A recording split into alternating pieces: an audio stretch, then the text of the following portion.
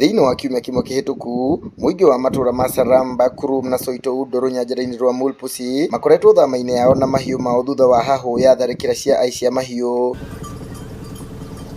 Thama ino itigite mathukuru ma muthingi ma Kurum, Sek, Soito Undo na Saramba matari arutwo na riu mathomo matirathie na mbere. Walimu wako shuleni na watoto hawako shule. Wamefunga shule kwa sababu ya insecurity. Wazazi wote wamehama, wametoroka na watoto wao. That is why wanafunzi hawapatikani shuleni. Tulikuwa tumetoroka jana juu ya waizi wanatusumbua, wametupora, wamechukua mali yote. Sasa ikabidi tutorokeshe ile kidogo tumebaki nayo. Tukaenda jana na watoto tu tukaasha mzigo sote hapa. Leo tukarudi kuchukua hizi yenye tuliasha jana. Icera ritu mwena wa Laikipia ya Rugongo riratucorera mbica ya aikari matete mwihoko kumana na uhaguku wa ugitiri, makiuga marethara kugitira mahiu manini maria matigarite. Watu wote wametoroka na watoto, mifugo zimepita eneo ijulikanayo kama Iripolei, zinatorokea zaidi ya Kimakandura. Jua kwamba security pande imekuwa haijulikani.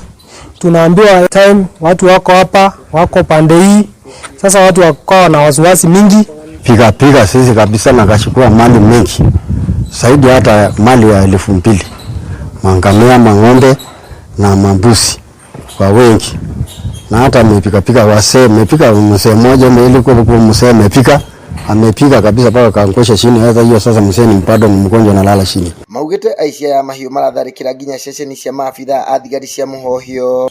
Juzi tulikuwa tunaambiwa tena watu wanatoka pande hii ya Isiolo, watu kama 80. Sasa tukaamua wote kutoroka kwenda kusanyika mahali moja, wengine washapita side ya Iripolei. Sasa tunakaa pale hata mahali tuko kiwasiwasi hivi. Kila siku tunaripotiwa kwamba usiku watu wanasatokea wakati wote. Sasa hatuna usalama ya kutosha.